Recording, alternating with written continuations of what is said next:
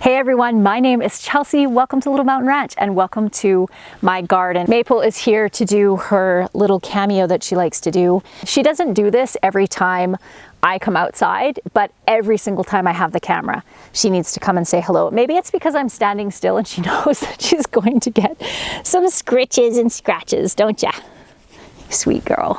We are standing at the entrance to my gardening area. Right behind us is the forest garden, as you can tell. It's pretty much a jungle.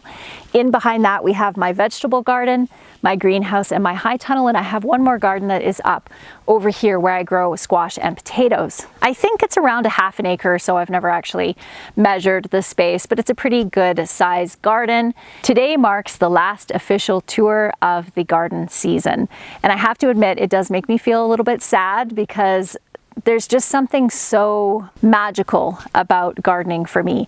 I'm a pretty high energy person and nothing can calm my insides the same way that walking through a garden in the evening or in the early morning can.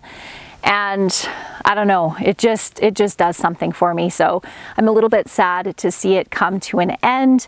We're actually having quite a warm autumn, so I expect I'll be able to enjoy the forest garden area for a couple more weeks before we get a really hard frost that kills everything. But there's no question that the seasons are changing and I'm going to be moving on to many other homestead projects outside of this, which I'm looking forward to. I have some really exciting things planned, but I am going to miss my garden dreadfully, just as I always do every winter. So since we're here in the forest garden, let's start here with the tour. What I want to do is go through the forest garden and pull out all the grasses and weeds that are in amongst all of the perennials. The plants themselves are getting quite large and established now, and they're taking up a lot of the space and choking out a lot of the grass and weeds. But there's still quite a bit in there. So what I want to do is get down, say in a space like this. So right here we have currant up here, echinacea in here, there is a gooseberry bush right here and a rose here. In behind we have a cherry tree. So what I want to do is get in and pull out all of these weeds and all of this grass out of here. And it's really easy to pull out this time of year too because the ground is nice and moist, like so. And then I want to come in with cardboard and wood chips. We did end up getting a wood chipper, which I've been talking about for a few years as sort of a dream piece of machinery for the farm, and wood chip heavily everywhere where the perennial plants aren't growing. That way I'm hoping to get ahead of the quackgrass and all of the other weeds that come in, because what I'm worried about happening if I don't do that is that eventually the grass is going to start affecting the growth of all of these gorgeous perennials. And I don't want to have that. When I first planted this forest garden, all the plants were like this big, all the perennials, the fruit trees were really tiny.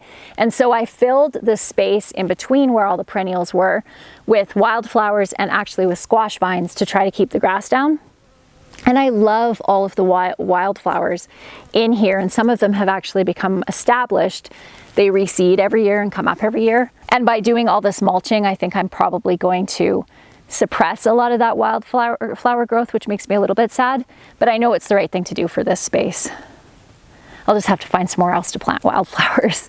We live in a zone 3B, so everything that I grow is super, super hardy. So like I showed you already, I have all this echinacea. This is 3 years old, this patch of echinacea, and it's just spread everywhere and it's beautiful. And this is the first year that I have harvested from it. I think I did in my last video or maybe the video before that. And I'm going to be making tea for the winter. Echinacea is an awesome flower. Herbalism is not my area of expertise, so I'm not comfortable with sharing specifics on how to use the plant, how to make tinctures and that sort of thing. But I do know 2 women who are amazing herbalists, and I'll put links to their videos down in the description box below if you want to go and learn a little bit more about herbalism. This spot here is a super good example of why I need to do what I was just talking about with the mulching. This plant in here is a male sea berry or sea buckthorn, and it's getting pretty much choked out with the grasses and the weeds. And I have 3 beautiful females, but they need a male in order to produce fruit. So I really don't want this one to die. So I'm going to have to fix this area. You can see I have lots of borage in here. There's calendula in here. This is a pontotilla behind us here. And this is just an ornamental plant. Apple tree in behind. Lots of comfrey growing at the base of all of my fruit trees. I won't be able to show you every single plant in the forest garden, or this video is just going to go on forever. But this one is a bee balm or a wild oregano. Bumblebees absolutely love this plant, and I made tea with this last year and it was really good. I have a beautiful peony in behind. I'm not sure if you guys can see that, right over here. And back here I have a yarrow patch. And one thing about yarrow is it is pretty invasive. You'll end up with just a carpet of nothing but yarrow if you don't keep it weeded back. So I always pull out a ton of yarrow every spring. But again, what I'm hoping to do is have patches of yarrow in this spot and have it really heavily mulched everywhere else so that it can't spread. At least that's the hope. I have more fruit trees. I think I have 11 or 12 different trees, plum, apple, and cherry in the forest garden. And back over here, this is a Bob Gordon elderberry. And the elderberries are going to be something that if I actually want to get a crop off of them, I'm going to have to put a little bit more effort into growing them. This particular elderberry is not indigenous to this area and does really well in areas like down in the Kootenays in British Columbia, but not so well up here. I ended up with these absolutely gorgeous, humongous flower heads on here. But as you can see, we still have blooms happening, so there's no way I'm going to end up with fruit off that. I did have a little tiny handful of elderberries that I was able to collect, but most of them got eaten by the birds, anything that was maturing. Oh, look at that. There is a couple of ripe ones back there. Hey! Very carefully, I'm going to try to pull this entire thing off. Look at that. There's some ripe ones. That's it, though. So, what do you know? There are a few ripe elderberries on this, so I might end up with enough to make a little bit of elderberry syrup, but not very much. So anyway, what I am planning on doing with this next year is to make sure that I have it covered in the early spring so it can have a little bit of extra warmth and hopefully mature a little bit faster. And when the fruit starts forming, I will cover them with netting to keep the birds off of them. That is my plan, because I really want elderberries. So I have 3 of the Bob Gordons like this, and I actually just planted these last year, so they did very well as far as the amount of growth I got out of them. And then I have this gorgeous ornamental grass, which I love so much. It's beautiful, it adds movement when the wind is blowing through the forest garden. I absolutely love it. I have lots of irises planted in around, more peonies in here. We have catnip, which you guys helped me identify in one of the videos in the summer. A lot of people were talking about how invasive catnip is, but I've been growing it here for a couple of years, and maybe it's just because we freeze so hard in the winter that it kills off the seeds or something, I don't know. But it hasn't grown past this one little spot here, so I'll keep an eye on it though. This beautiful plant right here, this is a female sea buckthorn. It is a medicinal plant that develops these gorgeous little orange berries on it, but it won't bloom for 3 to 4 years. This is the one that I showed you the male of over there. So I'm hoping next year, because that will be its 4th year, that it's going to produce a fruit for me. Isn't it gorgeous? Such a beautiful plant. Now, this little patch here I did on a whim last year. I planted wildflowers here at one point, I planted garlic, and then last year I decided I'd put raspberries in. I thought, what the heck? I had a couple of extra raspberry plants from a different patch that I had planted, and so I planted them here in a square.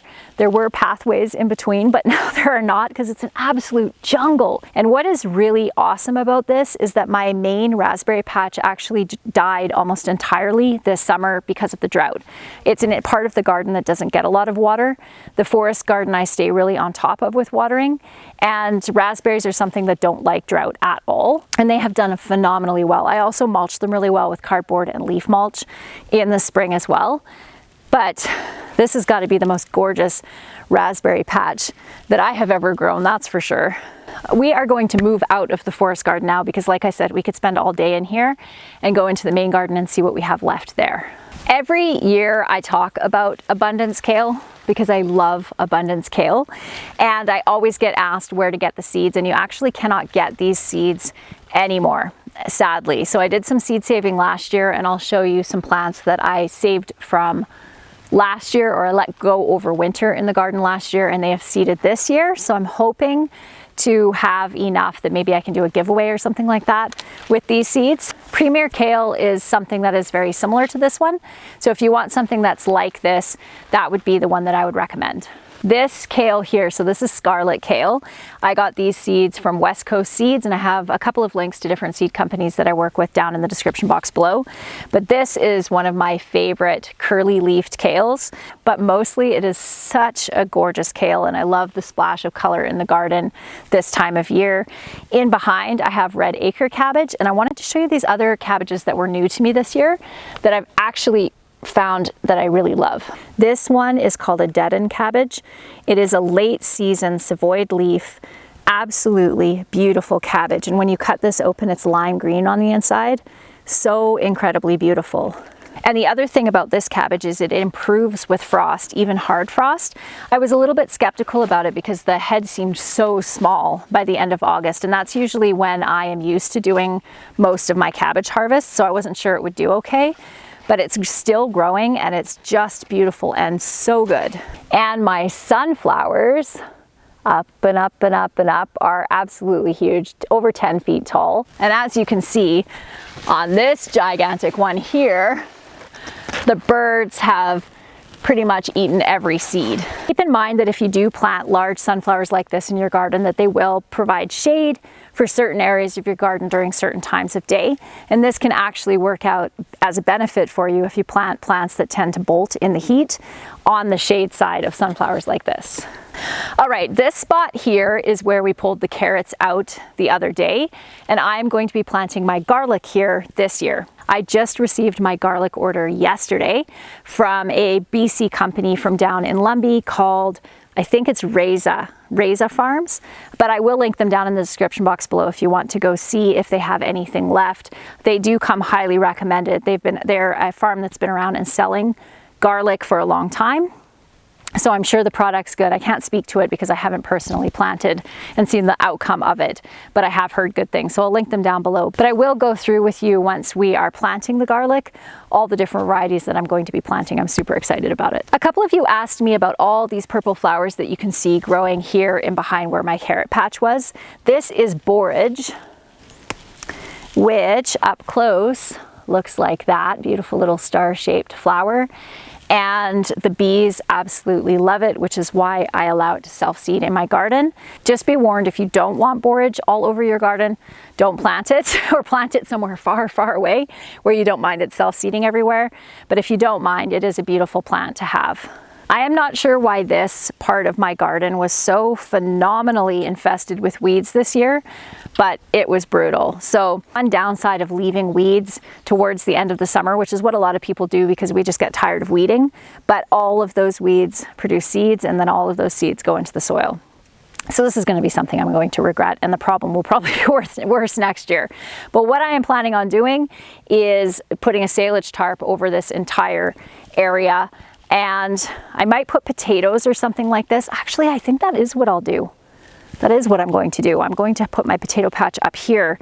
With potatoes, you do want to move them to different places each year if you can, or at maximum do them 2 years in a row in one spot.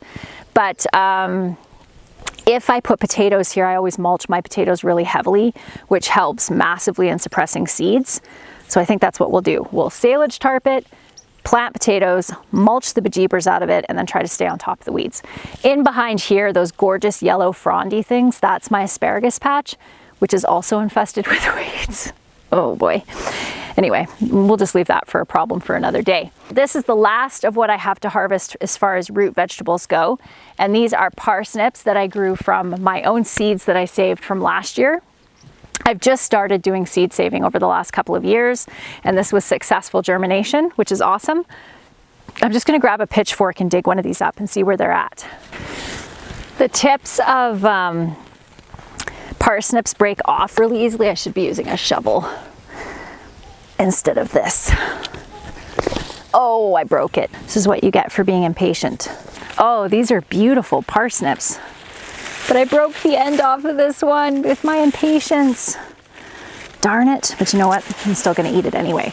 So these are ready to harvest. That is so exciting. This is the first time that I have grown parsnips to a decent size this time of year.